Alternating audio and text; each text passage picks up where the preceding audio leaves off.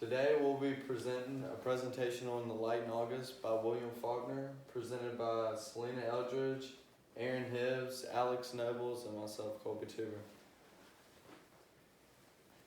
I'm going to be doing the historical context.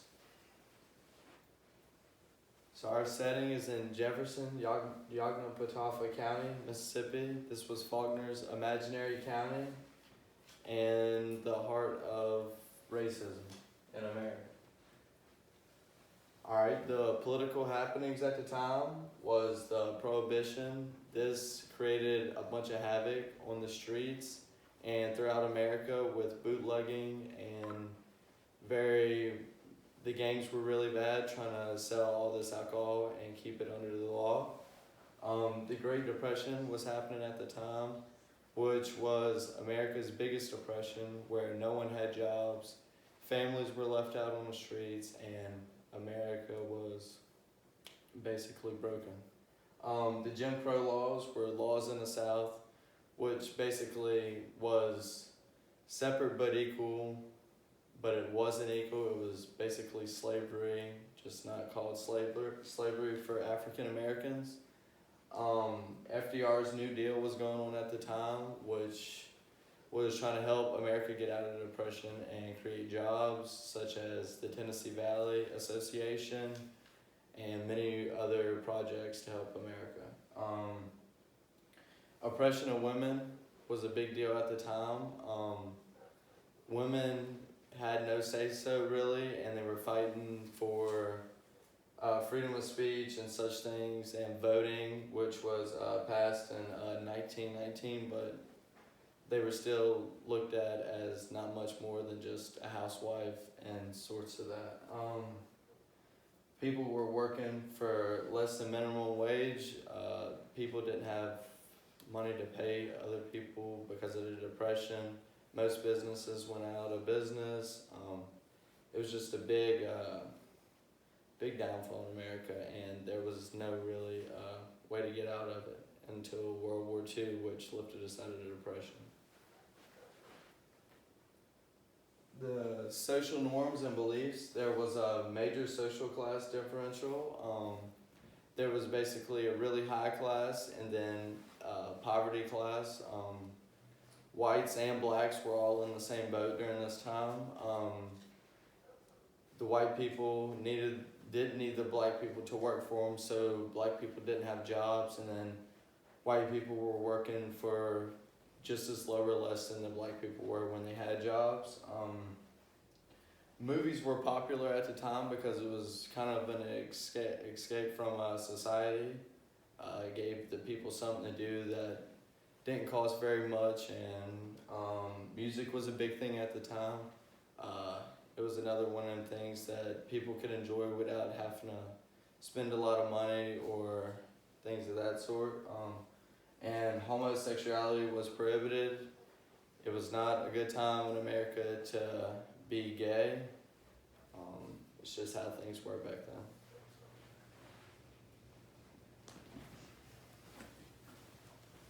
So I'll be discussing the culture in the Deep South.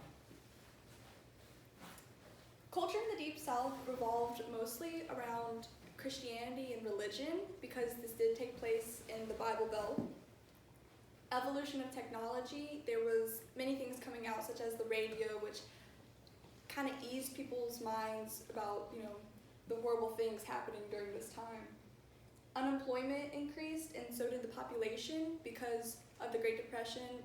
Many people were out of jobs, and they lost their houses, and they were put onto the streets. Discrimination was a major thing during this time because, blacks were always discriminated against. They were brought out of slavery, and then 30 years later is when the Civil Rights Movement began. So during this time, blacks didn't have any rights, really.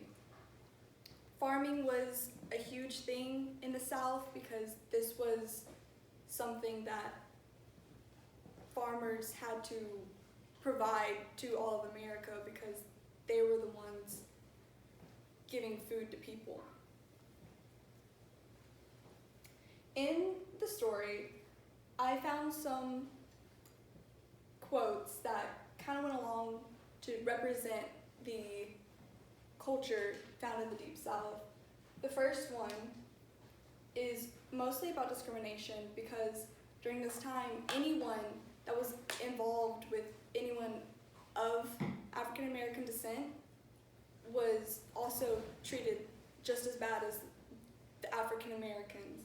So this is about Hill Tower and how he was, beaten brutally because he was in love with a black lady. And the one down here is mostly about religion because Burden wanted Joe Christmas to pray with her and, become more involved in religion, but he didn't want to, and that was a big problem. Religion and discrimination were major things in the Deep South, and it kind of shaped how people reacted and how people treated other people in the Deep South.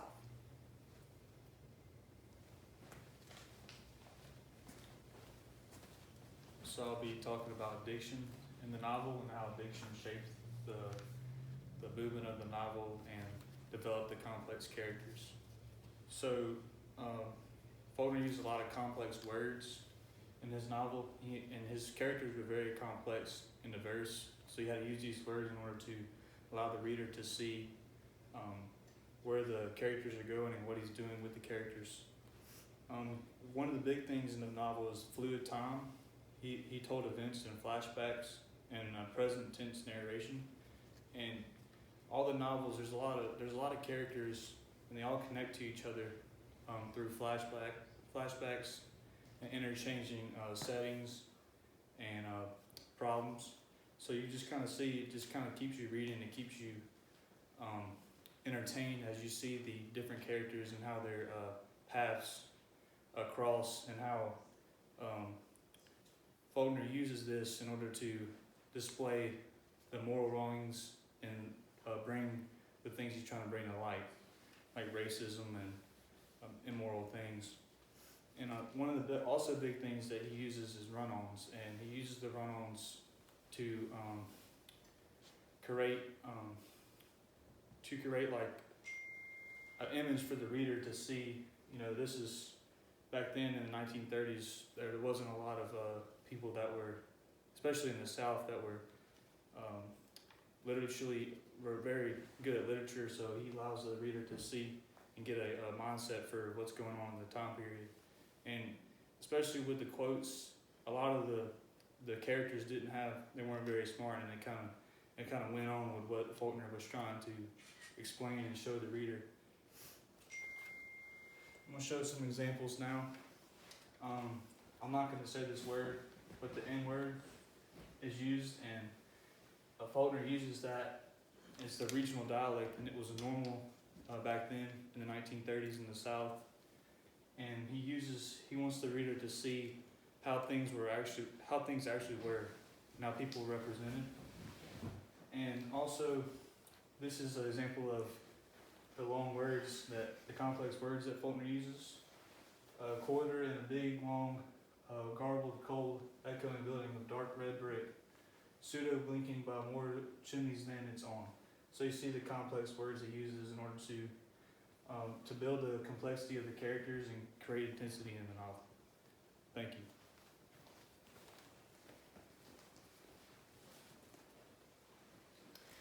So I'm going to talk about themes inside the novel. So the first theme I'm going to talk about is female sexuality. On page 78, it's stated, "She didn't answer at once. Then she said, still, down looking, 'You have never had a sweetheart yet? I'll bet you haven't.' He didn't answer. 'Have you?' He didn't answer. She moved. She touched him for the first time. She came and took his arm lightly in both hands. Looking down, he could see the dark shape of her lowered head, which appeared to have been set out in a time on the neck when she was born. She told him, halting clumsily, using the only words which she knew, perhaps, but he had heard it before. So at the time in the 1930s, it was very uncommon for women to be very sexual before marriage because it was so conservative. However, because the Great Depression hit, most people lost their faith in God. What God would let them suffer the way they did. And in the Bible, it's a pretty big, well-known thing that women should not have premarital sex. However, in Light in August, that is a very common theme. This is Bobby. She is a prostitute, and in this section, she is taking Joe Christmas's virginity. Thank you. Our next theme is violence. She was lying on the floor. Her head had been cut pretty near off. A lady with the beginning of gray hair. That is on page 39. In this quote, that's Joanna Burden, Joe Christmas, a very troubled child and man. He had almost cut off Joanna Burden's head. And the reoccurrence of violence throughout the novel shows the mental toll that all the characters had. Joe Christmas, he was a troubled boy. He was in an orphanage where he was eating toothpaste of all things, which is clearly not a food. He was eating that while he watched the medical professionals have sex. And for like a 5-year-old, that's pretty traumatic. But he never got the help he needed to stop thinking about those things. So, either caused by the violence or their violent past or it developed, violence is a common theme within characters. Thank you.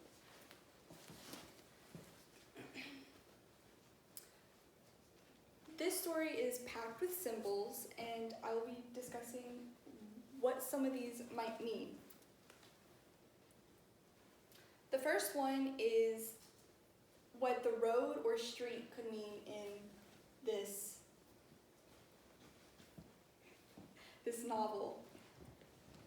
We first see the road as a journey taken by Lena, who is pregnant and going out to find who is someone named Lucas.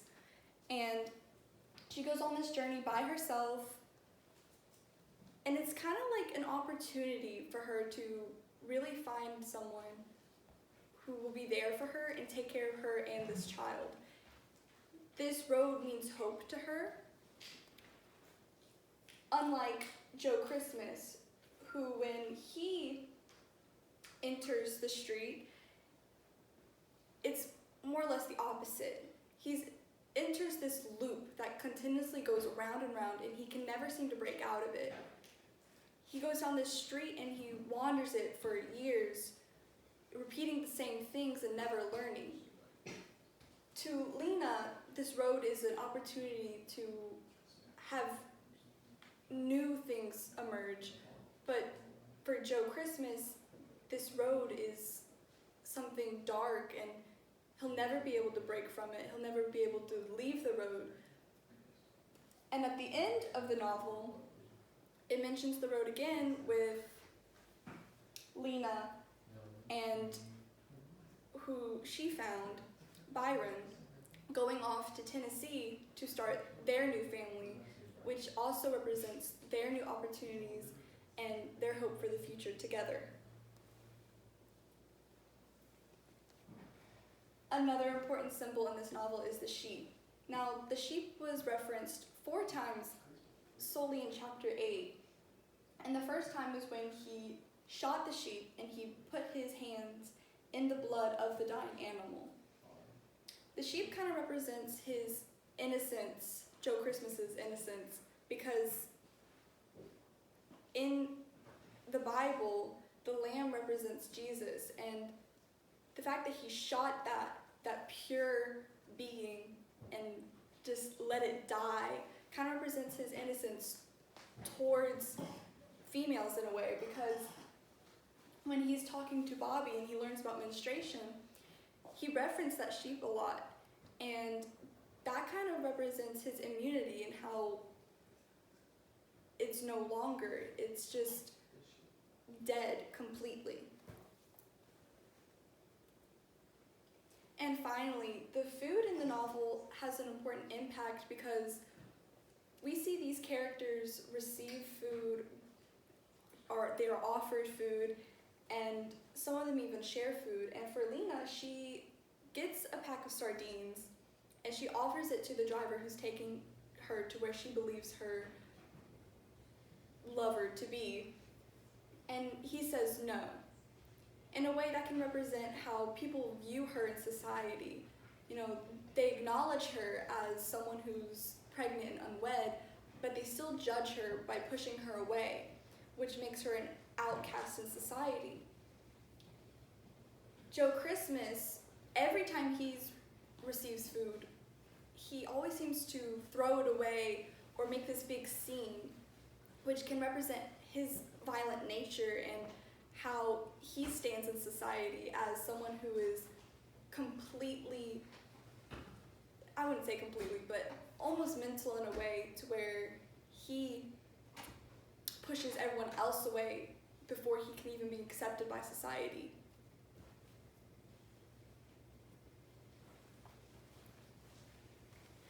Next up, we have characters. First, we're going to discuss Lena Grove. Lena is a young woman from Alabama who is pregnant with Joe Brown's baby. Joe Brown, aka Lucas Birch. He gave her a fake name in order for her not to find him because he didn't want to associate that himself with a woman who was pregnant before marriage, and she was young. And on page 6, it says, behind her the 4 weeks, the evocation of far, is a peaceful corridor paved with unflagging and tranquil faith and peopled with kind and nameless faces and voices. Lucas Birch. I don't know anybody of that name around here. This road, it goes to Pocahontas. He might be there. It's possible. Not only did she not know the proper name of her baby's father, she didn't even know where he was living at. Because, again, he didn't want to associate himself with a young, pregnant, unmarried woman. And Selena just talked about Lena, and I will just talk about Lucas. Lucas Birch, aka Joe Brown. Byron is an outcast. He works at the mill 6 days a week, working overtime on Saturdays. On Sundays, he leads the church choir. He's friends with Reverend Gil Hightail, due to both being isolated by the community. He's a funny, nice man who becomes very protective of Lena Groves because of his activeness in her life. And this is the quote. Is his partner named Joe too? Yes, ma'am, Joe Brown. But I reckon that may be his right name. Because when you think of a fellow named Joe Brown, you think of a big mouth fellow that's always laughing and talking loud. And so I reckon that is his right name, even if Joe Brown does seem a little kind of too quick and too easy for a natural name somehow. But I reckon it is all right, because if he drew time of his mouth, he would be owing this here, millwright this minute. Folks seem to like him, though. Him and Christmas get along anyway. So what Selena just talked about, Joe is the husband to Lena, and you kind of see how his character, this quote explains his character and how he's a loudmouth guy, and how there's kind of an inviting sense to his character, and I think that will sum up our presentation. If y'all want to come. Thank you, Ms. Payne. Thank you. Thank you. Thank you.